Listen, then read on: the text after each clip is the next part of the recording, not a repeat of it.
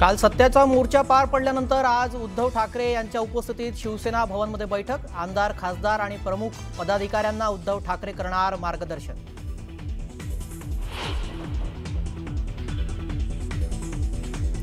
विनापरवानगी सत्याचा मोर्चा काढल्यानं आयोजकांना भोवलं। मोर्चाच्या आयोजकांवर मुंबई पोलिसांकडून गुन्हा दाखल। प्रतिबंधात्मक आदेशाचं उल्लंघन केल्याचा ठपका।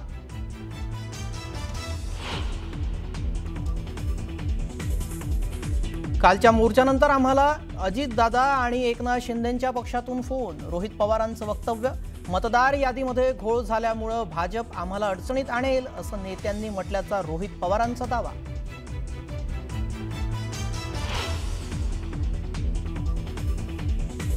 उद्धव ठाकरेंचा 5 नोव्हेंबर ते 8 नोव्हेंबर धाराशिवसह मराठवाडा दौरा। सरकारने जाहीर केलेली मदत मिळाली की नाही, करणार आढावा आणि पंचनामा।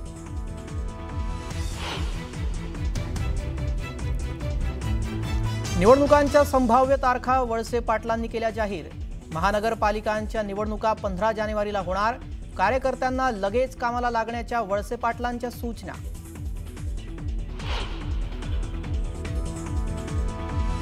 शिवसैनिकांना त्रास दिल्यास सहन करणार नाही, शंभूराज देसाईंचा शिवेंद्रराजे भोसलेंना इशारा। कमी लेखलं जात असेल तर स्वबळाची ताकद दाखवू, देसाईंचा सज्जड इशारा।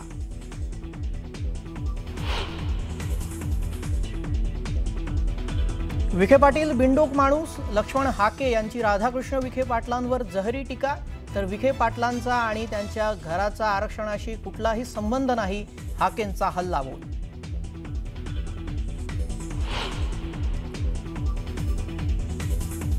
जैन बोर्डिंग जमिनीचा व्यवहार रद्द झाल्यानंतर जैन बोर्डिंग उद्यापासून पुन्हा सुरू होणार। मोहोळ आणि धनगेकर यांच्या वादानंतर अखेर बोर्डिंग सुरू होणार।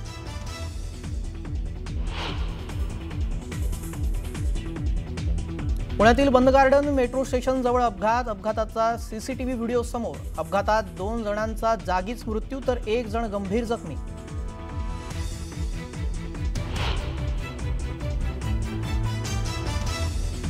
उपमुख्यमंत्री एकनाथ शिंदेंच्या हस्ते पंढरपूरमध्ये विठ्ठल रुक्मिणीची कार्तिकी एकादशीची शासकीय पूजा संपन्न। नांदेड जिल्ह्यातील रामराव आणि सुशीलाबाई वालेगावकर हे दाम्पत्य बनलं मानाचे वारकरी।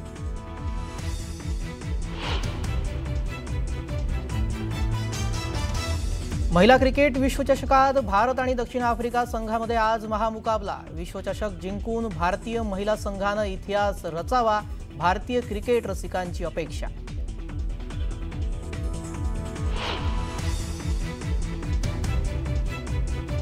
आणि भारत विरुद्ध ऑस्ट्रेलिया T20 मालिकेतील तिसरा सामना आज रंगणार। मालिकेत टीम इंडिया 0-1 न पिछाडीवर। जी आहे ती नवी मुंबईमध्ये दाखल झालेली आहे, मैदानाजवळ दाखल झालेली आहे।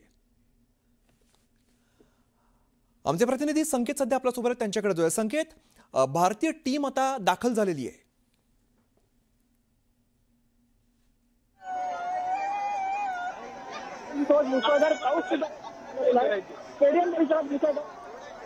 स्टेडियम परिसरात मुसळधार पाऊस होतोय, त्यामुळे एक मात्र नक्की की सामन्यावरती आता पावसाचं सावट आहे।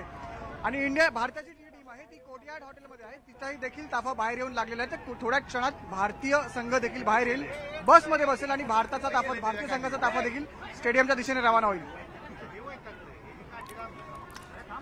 संकेत, काय नेमका उत्साह बघायला मिळतोय? खरं तर मुसळधार पाऊस दिसतोय तरी सुद्धा चाहता वर्ग मोठ्या प्रमाणात बघायला मिळतोय।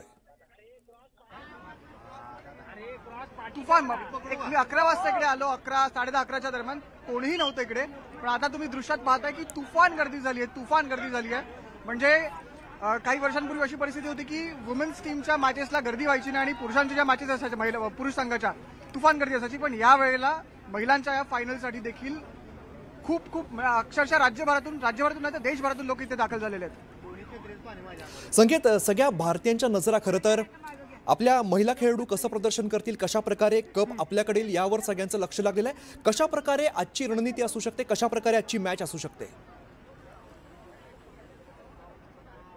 आता पाहायला गेलं तर आता पाऊस पडलाय, त्यामुळे आता टॉस कधी होतो आणि मॅच कधी सुरू होते हे पाहणं महत्त्वाचं ठरणार आहे। पण आता एकंदरीत पाऊस सुरू झाला, त्यामुळे पिच जरी त्यांनी सेफ ठेवला तरी ग्राउंड हे ओलं झालेलं असणार। त्यामुळे आता कोणता संघ चेस करण्याच्या भूमिकेत आहे ते आधी पाहणं महत्त्वाचं ठरणार आहे आपल्यासाठी। पण यात अजून एक गोष्ट अशी सुद्धा आहे की समजा आता पाऊस झाला आणि मॅच झालीच नाही तर उद्याचा दिवस हा रिझर्व्ह म्हणून ठेवण्यात आलाय. आजची मॅच उद्या होईल. संकेत, चाहत्यांमध्ये काय त्याचा परिणाम दिसतोय किंवा कशा पद्धतीने चाहते त्या ठिकाणी आपल्या टीमला चीअर करण्यासाठी जमलेले आहेत? चाहते इथे आलेत आणि ते आल्यापासून चक दे इंडियाच्या घोषणा सुरू आहेत आणि तुफान चेअरिंग सुरू आहे. चाहत्यांचं एकच म्हणणं आहे, आपण ऑस्ट्रेलियाला हरवलेलं आहे, त्याच्यामुळे 99% आपण हा सामना जिंकलेलो आहे. त्यांचं असं आहे की जमीमा असेल किंवा स्मृती असेल यांनी फक्त चांगलं परफॉर्म करावं. बॅटिंग साईड आपली चांगली आहे, एकदा बॅटिंग आपली सेट झाली की आपण फायनल आरामात जिंकतो, हे चाहत्यांचं म्हणणं आहे. अगदी. संकेत, आजूबाजूच्या काही चाहत्यांशी संवाद साधता येईल? मी पकडतो वाटलं. आता मुसळधार पाऊस आणि पोलीस मुवमेंट खूप जास्त आहे, त्यामुळे सध्या तरी आपल्याला चाहत्यांशी संवाद साधता येणार नाही. एकदा पोलीस मुवमेंटकडची थोडीशी ढिली झाली की आपण नक्कीच संवाद साधू.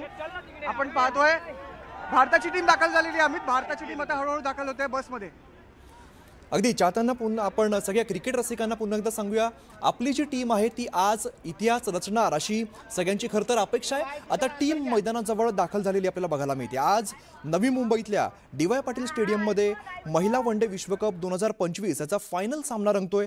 भारत आणि दक्षिण आफ्रिका यांच्यामध्ये सामना रंगतोय. त्यामुळे सगळ्यांच्या नजरा ज्या लागलेल्या आहेत, विश्वचषक कसा आपल्याकडे येईल याकडे सगळ्या भारतीयांच्या खरं तर नजरा बघायला मिळत आहेत. मुंबईमध्ये खरं तर कालपासूनच पुन्हा एकदा जोरदार पावसाला सुरुवात झाली. आज सकाळपासूनच पाऊस आपल्याला बघायला मिळतो, तरी सुद्धा चाहत्यांचा उत्साह काही कमी झालेला आपल्याला दिसत नाहीये. महिला क्रिकेट संघ आज इतिहास रचणार का? प्रत्येक क्रिकेट रसिकाच्या मनामध्ये हा प्रश्न आज बघायला मिळतोय. अजून सुद्धा मुसळधार पाऊस पडतो तरी सुद्धा चाहता वर्ग मोठ्या प्रमाणात या ठिकाणी आपल्याला दाखल झालेला बघायला मिळतो. आपल्या लाडक्या खेळाडूंना बघण्यासाठी, चीअर करण्यासाठी हे सगळे चाहते जमा झालेले आहेत. पोलीस बंदोबस्त सुद्धा बघायला मिळतोय. मात्र आज आपली टीम कशा पद्धतीने खेळणार, कसा विजय मिळवणार, रणनीती कशी असणार, असे अनेक प्रश्न आपल्या सगळ्या चाहत्यांच्या मनामध्ये बघायला मिळत आहेत. चक दे इंडियाच्या घोषणा बघायला मिळत आहेत. दक्षिण आफ्रिका यांचा सुद्धा संघ चांगला आहे.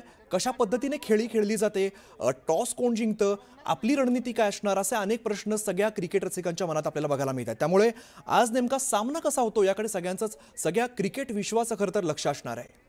कालच्या मोर्चानंतर राष्ट्रवादी शरद पवार पक्षाचे आमदार रोहित पवारांनी एक मोठं वक्तव्य केलेलं आहे. कालच्या मोर्चानंतर आम्हाला अजितदादा आणि एकनाथ शिंदेच्या पक्षातून फोन आलेत. मोर्चानंतर आम्हाला टेन्शन आलंय असं ते म्हणत असल्याचा दावा रोहित पवारांनी केलाय. आमच्या मतदारसंघातील मतदार यादीमध्ये घोळ झाल्यामुळे भाजप आम्हाला स्थानिक स्वराज्य संस्थांच्या निवडणुकीत अडचणीत आणेल असा दावा राष्ट्रवादी आणि शिवसेनेतील नेत्यांनी केलाय, असं रोहित पवारांनी म्हटलेलं आहे. तर भाजपाची प्रवृत्ती कधीही मित्रपक्षाला मोठं करण्याची नव्हती, मित्रपक्षाला संपवण्याचीच भाजपाची प्रवृत्ती, अशी टीका रोहित पवारांनी केली आहे.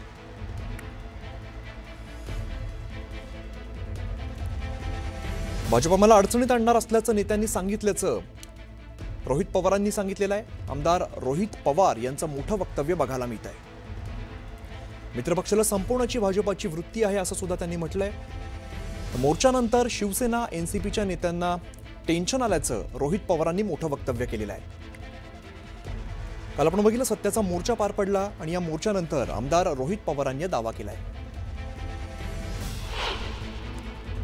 तो मोर्चा इतका मोठा झाला, तो झाल्यानंतर आम्हाला अजितदादांच्या पक्षातले काही लोकांचे फोन यायला सुरुवात झाली. त्यानंतर एकनाथ शिंदे साहेबांनी सुद्धा 1-2 फोन आमच्या काही पदाधिकाऱ्यांना आले आणि ते काय म्हणतात की आता आम्हालाच टेन्शन आलंय. आमदारकी उचलून सगळं गारगार वाटत होतं, पण आता परिस्थिती अशी आहे की आमच्याच मतदारसंघामध्ये हे मतदारचा घोळ, नाही तर मतदार यादीचा घोळ, नाही तर मतदार चोरी झाल्यामुळे आम्हाला आता आमच्या लोकल बॉडी इलेक्शनला म्हणजे स्थानिक स्वराज्य संस्थेला भाजप नक्कीच काही ना काहीतरी अडचणीत आणेल अशी भूमिका आता हे सगळे मित्रपक्ष घ्यायला लागले. त्यामुळे भाजपची प्रवृत्ती कधी पण मित्रपक्षाला मोठं करण्याची नसती, मित्रपक्षाला संपवण्याचीच असते.